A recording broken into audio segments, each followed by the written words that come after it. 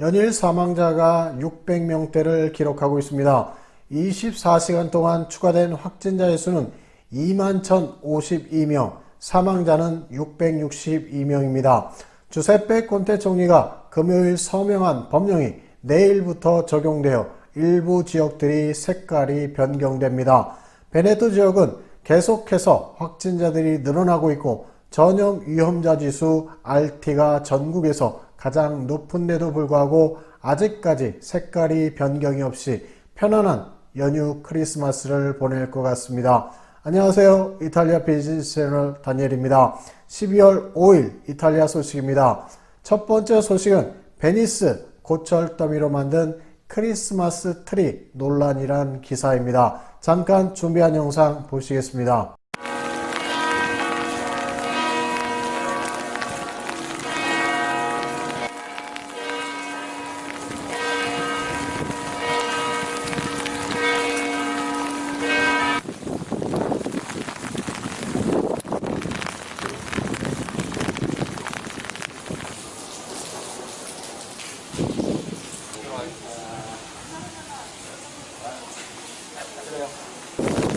코로나로 어두워진 세상에 전통적인 나무보다는 베네치아에 새로운 빛을 주고 세상에 대한 관용의 메시지를 전해야만 한다고 생각합니다라고 예술가 파브리지오 플레시는 말합니다. 이미 소셜 네트워크에서 찬성과 반대, 아이러니와 냉소적인 논란을 불러일으켰습니다.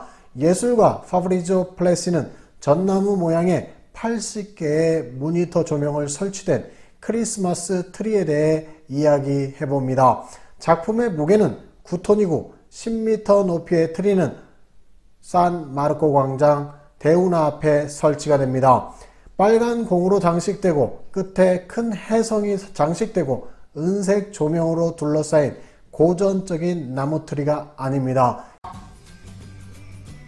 예술가 파브리지오 플레시는 마법의 도시를 파괴하는 고철 더미로 장식된 그의 크리스마스 트리에 대한 유리 장인들의 비난을 재치있게 농담으로 받아줍니다. 전통적인 크리스마스 트리를 일반인들이 원했었다고 해도 놀랄만한 일이 아니고 자기의 의견을 표현하는 것은 맞습니다.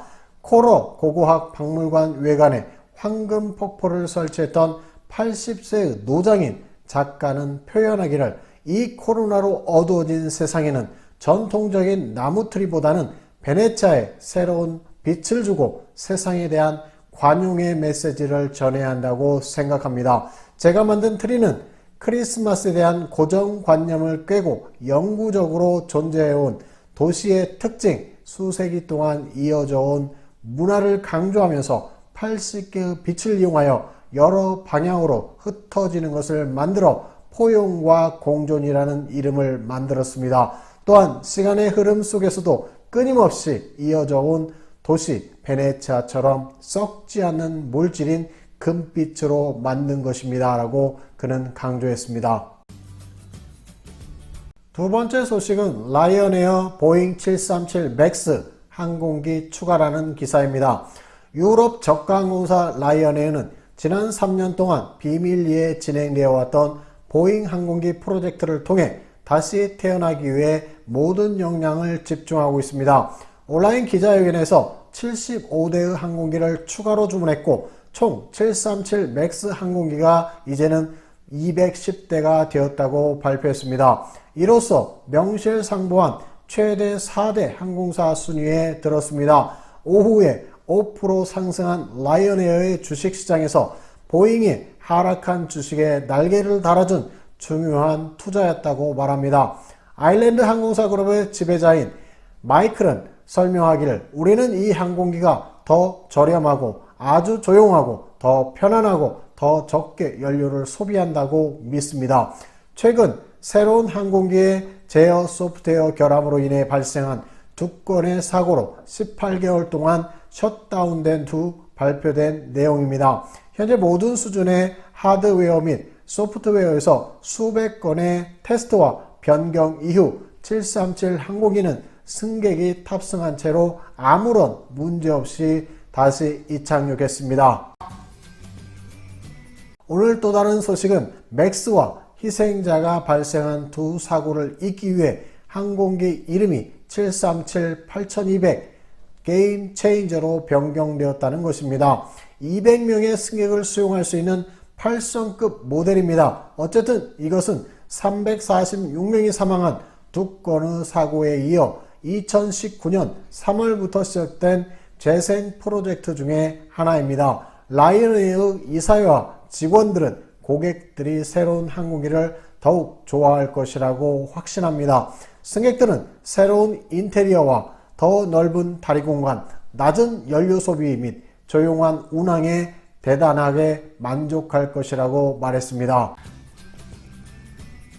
그리고 가장 중요한 것은 라이언에어가 2021년부터 향후 10년 동안 유럽의 항공 및 관광 산업의 회복을 주도할 수 있도록 하기 위하여 고객들에게 저렴한 요금을 제공할 것입니다라고 덧붙였습니다. 아일랜드 항공사의 첫 번째 항공기의 도착은 봄으로 예정되어 있고 빠르면 내년 여름에 충분한 수의 737 항공기와 함께 시작할 수 있을 것이라고 말합니다. 어쨌든 회사는 향후 5년 이내 2억 명의 누적 고객 수에 도달할 것으로 예상합니다. 마지막으로 항공그룹의 1위인 데이브가 말하길 라이언에어는 다시 한번 보잉 737 제품에 신뢰를 보내면서 모든 고객들의 신뢰를 되찾기 위해 계속 노력할 것이라고 덧붙였습니다. 세 번째 소식은 축구선수 루이스 수아레즈 위증에 대한 조사라는 기사 내용입니다. 페루지아 검찰의 기소에 따르면 수아레즈의 범죄는 검찰에 대한 거짓 정보 제공입니다. 유벤투스 클럽은 대표가 정확한 방법으로 일을 했다고 강조했습니다. 파비오 파라티치는 수아레즈 이탈리아 능력 시험과 관련된 조사를 보강받도록 통지를 받았습니다. 페루지아 검찰이 유벤투스 대표에 대해 기소한 범죄는 검찰에 대한 법 371조에서 정한 허위정보 제공입니다. 그렇지만 유벤투스 대표가 일처리를 정확하게 했다고 반복하며 진행 중인 조사가 합리적인 시간 내 그의 입장을 정확하게 파악하는 데 도움이 될 것이라고 확신한다고 말했습니다. 그런데 페루지아 검찰청에서 진행된 파라티 청문회 도중 유벤투스 변호사의 허위 진술이 드러났습니다. 또한 수사관들에 의하면 파라티는 오랜 친구인 교통부 장관 파울라에게 브루노와의 만남을 주선했다고 말했습니다. 미켈레 장관은 그와 연락을 여러 번 취해왔다고 인정했습니다. 보고서의 결과를 보면서 판사는 말을 이어갔는데 수아레즈가 이탈리아 시민권을 받을 수 있도록 유벤투스 변호사는 경찰서장과 계속적인 논의가 있었음을 확인했습니다. 실제로 지난 9월 페루자 외국인 대학교에서 치러진 이탈리아어 능력시험 내용은 루이스 수아레즈에게 시험 전 시험 내용이 미리 전달되었다고 합니다. 시험 내용이 미리 학생에게 전달되어 시험 결과와 점수를 미리 예견해 볼 수 있었던 범죄였고, 이 사건에 페루자 외국인 대학교 총장과 교수, 학과 사무실 등이 연루된 종합적인 범죄였음을 조사하고 있다고 합니다. 오늘 뉴스는 여기서 마치도록 하겠습니다. 여러분들의 건강과 가족들의 평안을 기원드립니다. Allora, buon weekend a tutti.